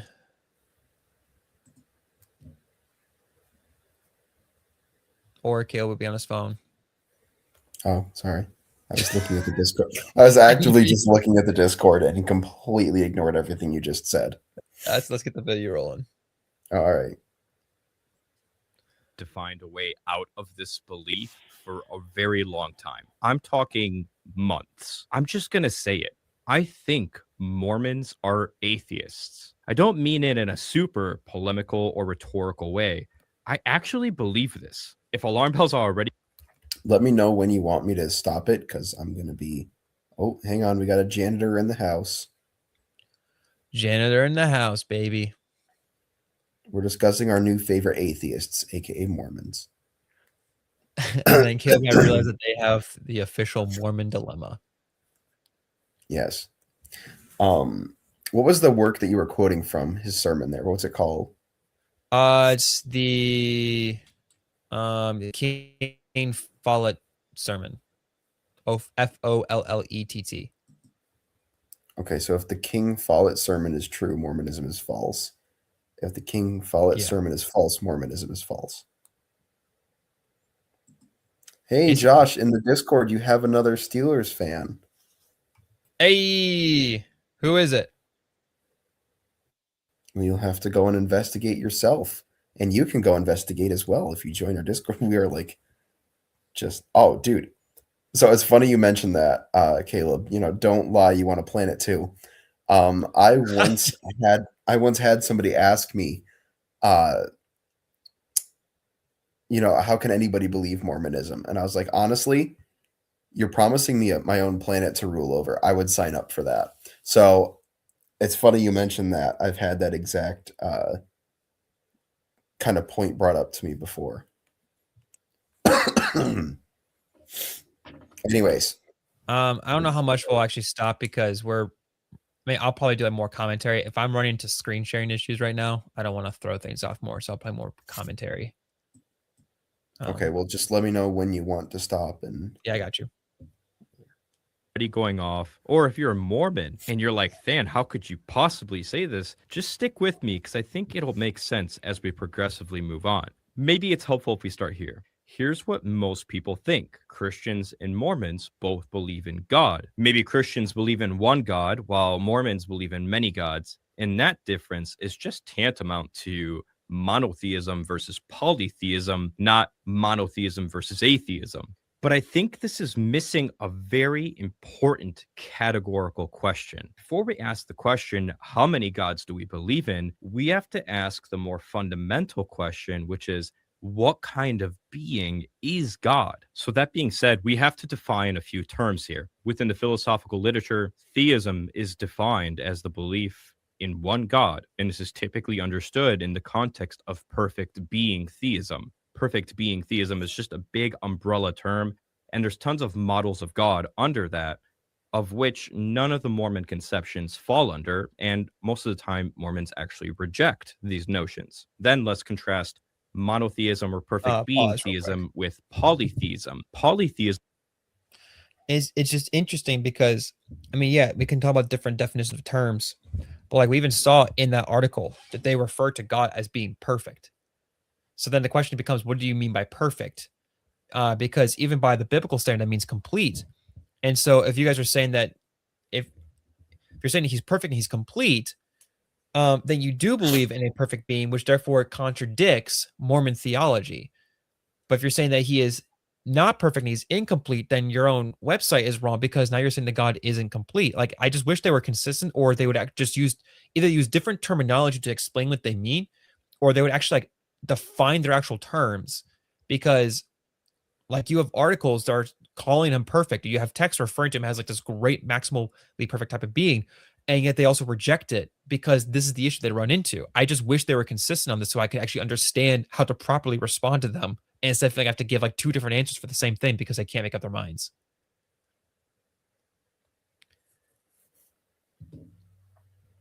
Go ahead. Is the idea that there are multiple little g gods, of which are different categorically and ontologically than humans. You and I are not the same kind of being as Thor if he existed. We are fundamentally different, ontologically speaking. And atheism, properly understood, is the belief that there is no God or gods. It is the negation of both monotheism and polytheism. This is where I want to introduce another concept that you might not be familiar with called atheistic axiarchism. There is more nuance than this to the theory, but at a surface level, all this theory really says is that there are no gods or God, and causal reality has a disposition for seeking value. There is no personal agent behind any of this. The universe itself has some sort of a mechanism by which it seeks to create value. Again, there is no agent involved here. This is just a disposition. That doesn't, Caleb, unless I'm misunderstanding, that doesn't really make sense because now you have, if it's creating value, that sounds like personal agency of sort, but they're also rejecting personal agency. Like, am I missing something here?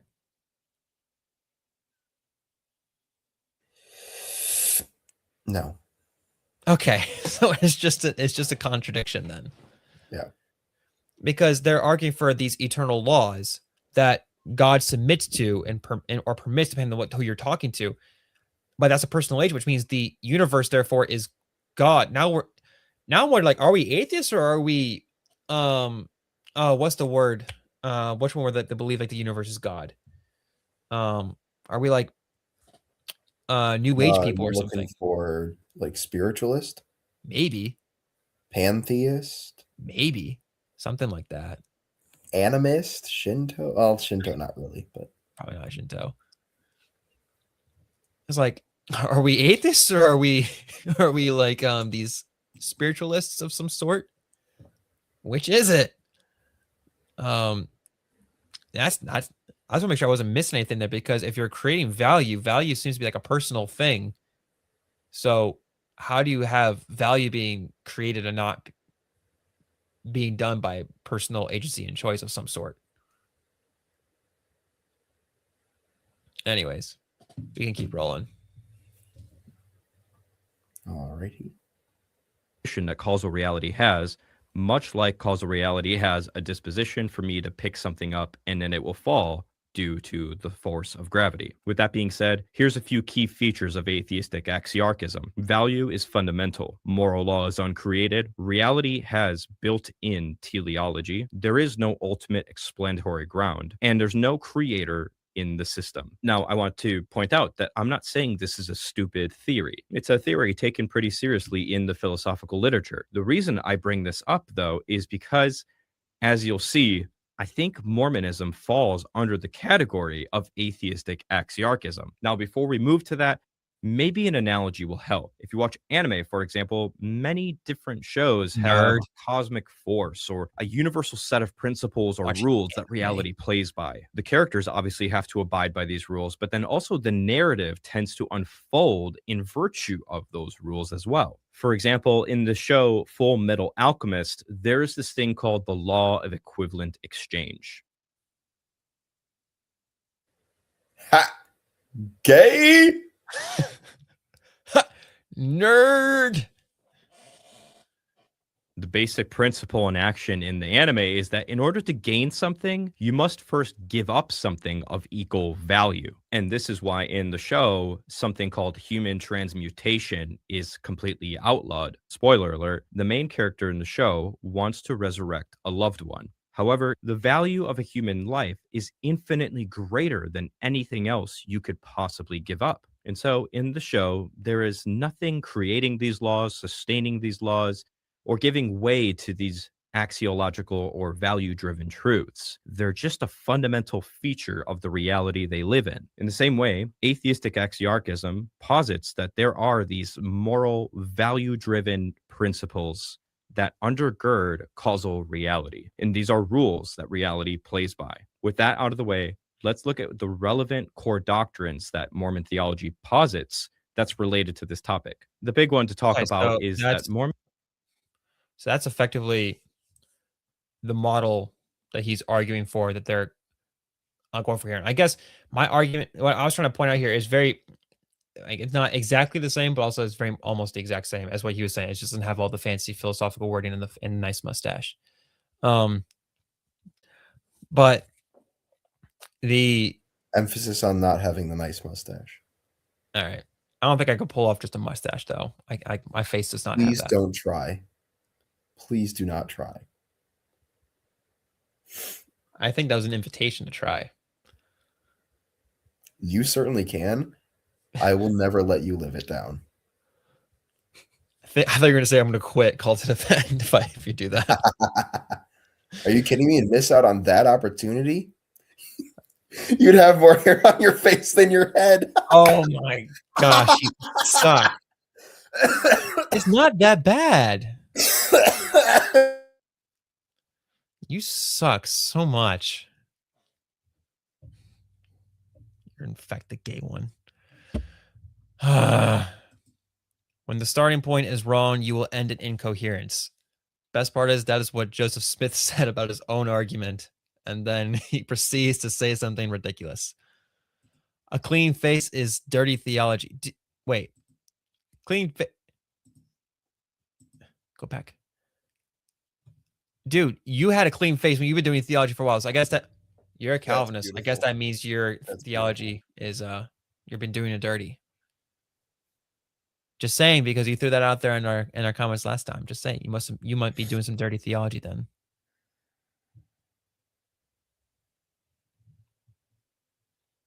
I thought Kale was going to chime in there for fun, but then he decided to leave me hanging there in silence by myself. Which is honestly funnier. Sorry, I'm basking in the glory of my comedic genius. Go press play. I have taxes to do tonight. And there's a concept called eternal law. This refers to fundamental, unchanging principles governing all things.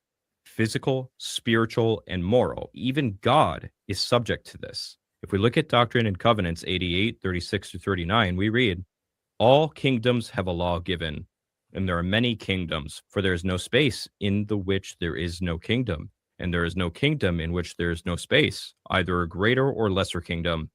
And unto every kingdom is given a law, and to every law there are certain bounds also and conditions. All beings who abide not in those conditions are not justified. Or we can look at 88:34. And again, verily I say unto you, that which is governed by law is also preserved by law, and perfected and sanctified by the same. So there's this eternal, necessary law that is part of reality independent of God. Another thing to note is that Mormon theology posits the existence of eternal intelligences. This is the idea that God did not create any particular agent. In other words, the core of any particular being had existed eternally. Our essence is not made or created. Again, let's go to the source. Doctrine and Covenants 93:29. Man was also in the beginning with God. Intelligence or the light of truth was not created or made, neither indeed can be. The next is the idea that Mormons reject the idea of.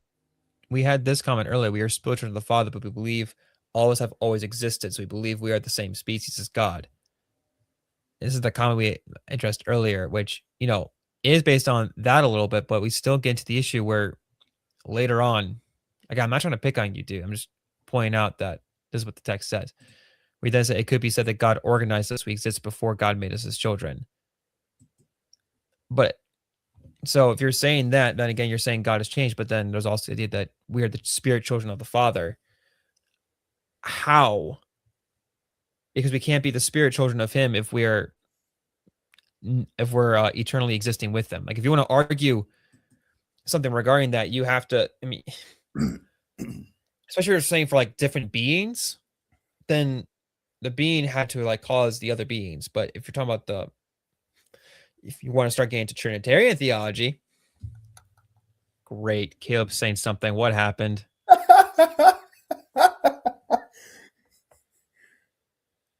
Is it Hang on, what this happened? Just Wait, a is it, phenomenal, beautiful post in the Out of Pocket Discord.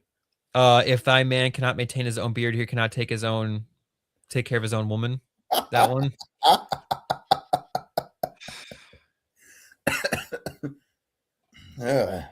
I'm so glad she joined the Discord. Yep. Oh man, I'm glad for just the sheer amount of memes there, and I love that the reference is Habakkuk 12:5. Yeah. Habakkuk has 2 chapters. No, 3. Sorry, 3 chapters. Habakkuk has 3 chapters. All right, let's when we get the video rolling a little bit more. As I said, I have Daredevil and taxes to do. Wait, hold on. Comment. He is saying laws govern the lawgiver. Yes. That is Mormon theology. Is that the eternal laws exist outside of God. Which is another contradiction. Sorry. That was involuntary. Oh my gosh. Is it the sports channel you're laughing at now? Yeah. All right. Let's get the video rolling. Wait, live chat way more dopamine than Discord. I mean, sure, but also you can't really put memes in live chat. No. All right, video roll. Let's get going. We're losing people. Well, we just gained another person, so I don't know what you're talking There you about. go. All right.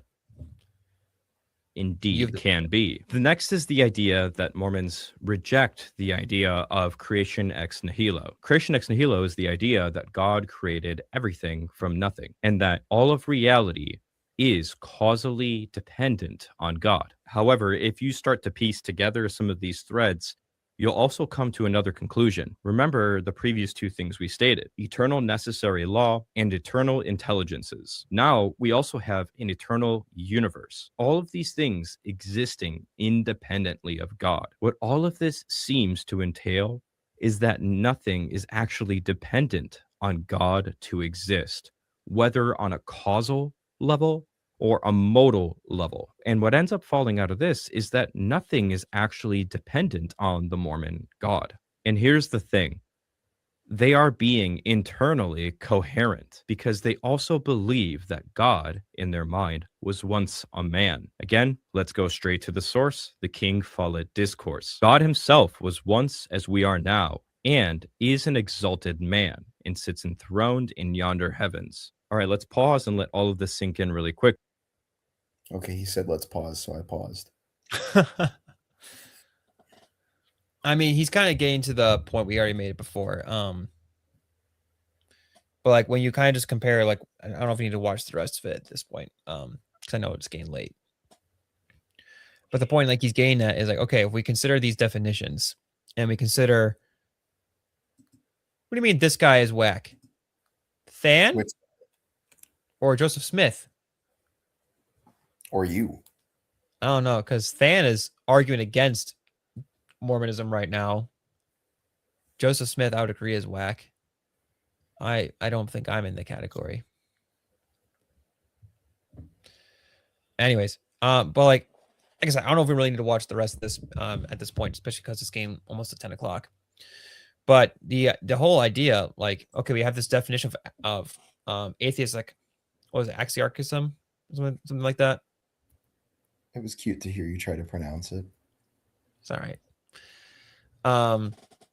We have those things, we have that, and then we have these like core things that talk about how God is not in their own theology as he's articulated.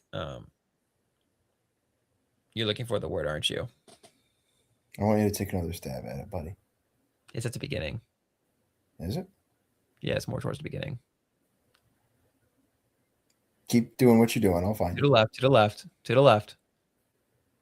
Look for the big bold white letters. No, I know that's the very beginning. It's not where he says atheistic axiarchism. Oh, thanks. You said it for me. Anyways, basically we consider these definitions and then we consider what they're saying. It sounds a lot like that model, of which even if we didn't talk about that model, we still run to that very same issue. I don't know if we can get out. Unless the Mormons pop in the comments later and give me something better to work with. It sounds like they're effectively atheists. Effectively. I mean, sure, they accept the spiritual world, but effectively they're atheists. There you go. There it is. Not crap. Axiarchism. Yeah. Atheistic axiarch. Ah, my gosh. Atheistic axiarchism. This will not be my second word I can't say. This will not be my second word I can't say.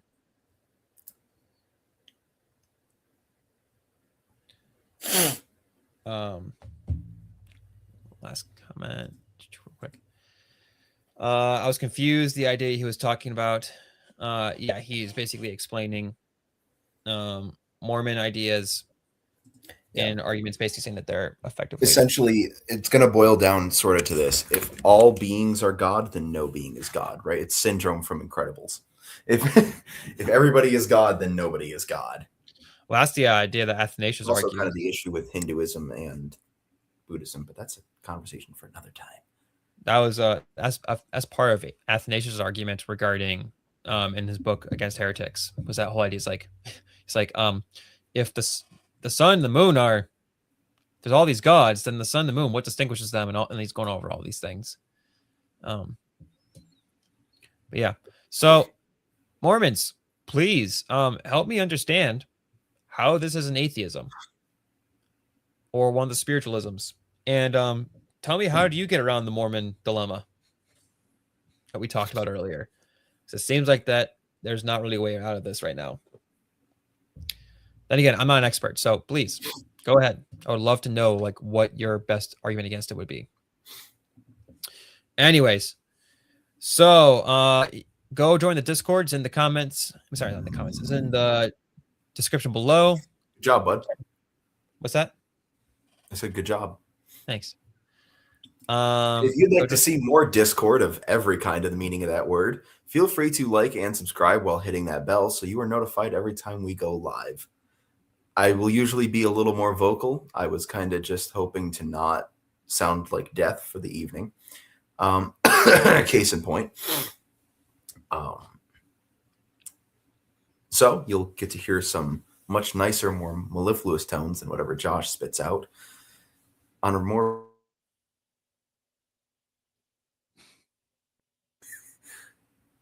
hope nobody can read words or read. Well, you know what? Honestly, the Mormons might not be able to. I'm just kidding. I'm not Muhammad or Joseph Smith, apparently. Oops.